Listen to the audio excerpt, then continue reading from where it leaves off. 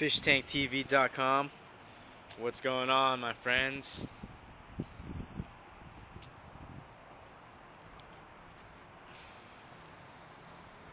Here are my plans for my 2.5 gallon. I told many of you guys that I was trying to do a Iwagami or Iwagumi, whatever it's called. My plans for this tank is pretty much to make it a desktop tank. Just something I could put my baby shrimp in so they don't get eaten by my endlers. And just something else to look at besides my 10 gallon, because, you know, it gets kind of boring when you only have one tank. You kind of want to look at something else.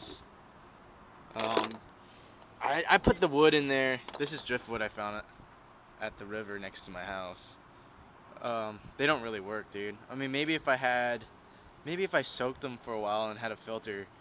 I used this beech wood for an art project for a three-dimensional art, and I did an aquascape for. My concept was space, so I thought fish tanks would be pretty sick for that. But anyways, turns out they cause a fungus, and I'll talk more about that later. But here's an Iwagumi, and kind of just wanted to make it look like a mountain. I mean, that's what you typically want to do for Iwagumi. But obviously, I'm gonna put dirt in there, and I'm trying to look for a carpet plant, because I'm just gonna have one plant in there. So I'm pretty excited about that. Obviously, I'm gonna make it more pretty high substrate. I'm gonna have like a hill where these three rocks are, so it's up here, and then this will be raised up as well.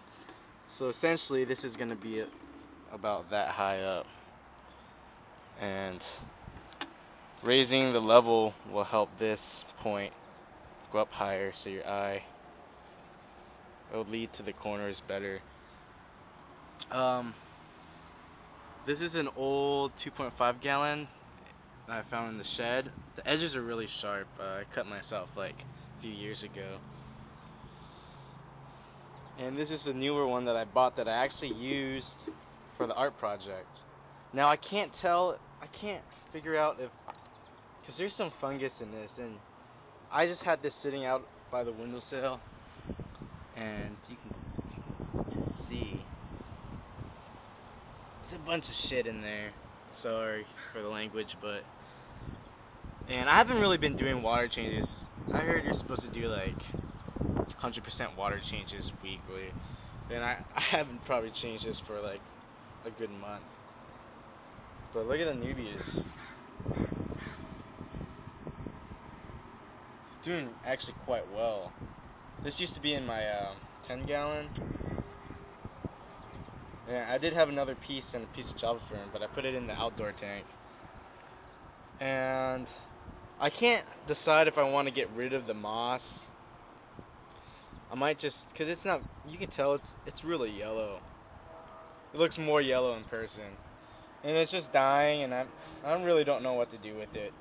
So I might just tear it all out and just keep the Nubius growing, because what I'm doing is, I think because I'm putting in such like a low-tech setting, that when I put it in like a tank with more nutrients, it's just going to take off, because it's been living in, you know, in really low states of nutrition.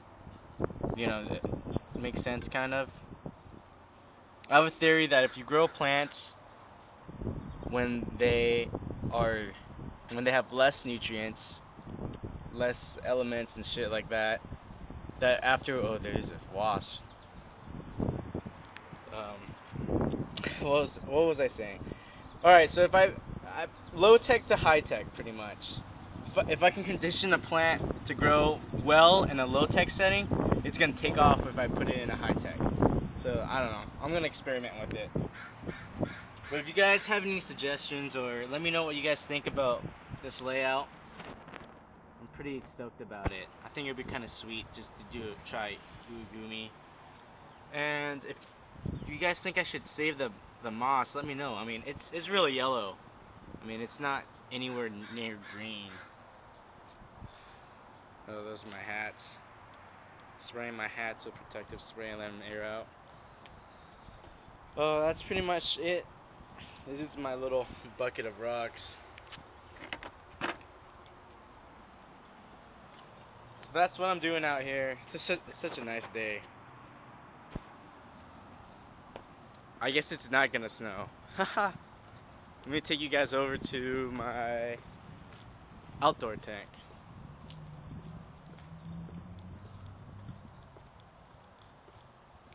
Still a little cloudy. I'm not sure if I should drain it and then fill it up again. The water is gonna be really cold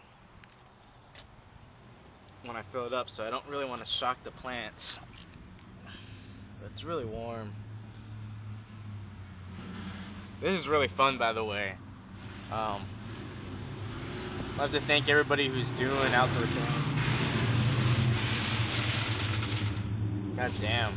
I'd like to thank everybody that's doing outdoor tanks, because these are just fun. It's great to be outside. But let me run through the list of plants I got here. I don't know if you can really see. It's hard for me to see right now on my camera. Got some star grass right there. If I drop my phone, I'm gonna be fucking pissed. There's a piece of Nubius right there that was from the 2.5. Some Hygrophila. And got this floating plant, Salvinia. Some jungle val. I don't know if you can really see too well. Some dwarf hairgrass that's been slowly dying in my 10-gallon. And I got some nodes of, I don't know what this plant's called. Something Staragian repens? I'm not sure. I'll send you guys a link about it, but oh, there's a snail right there. Don't want any of those. I mean, they actually might help out when algae blooms, but I don't really want snails in here because I'm not gonna do much maintenance, and I don't know. I don't want them to overgrow or overrun the tank. This right here is the subwasser tang, and it looks like seaweed. It's pretty sick. Shrimp love it. And I got Java Fern. And oh, I do have a piece of water sprite too. It's back there somewhere. But this is the first day. Actually, the second day, but there was no sun, so I'm considering this the first day. This is the first day of it being set up, and it's a lot of fun.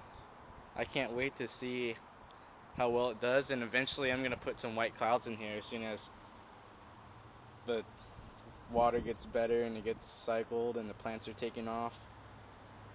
And there's actually a competition in this local fish club about how many white clouds you can breed outdoors during the summer, so that's what I'm trying to do. And let me know. I'm probably gonna tear out that Java moss right now because it just I'm getting sick just looking at it. There's a pool of algae here, and I'm just gonna put the snails in here. And if they die, they die. If they don't, we're good for them. Alright, well, peace out, you guys, and hit me up with some feedback. Later.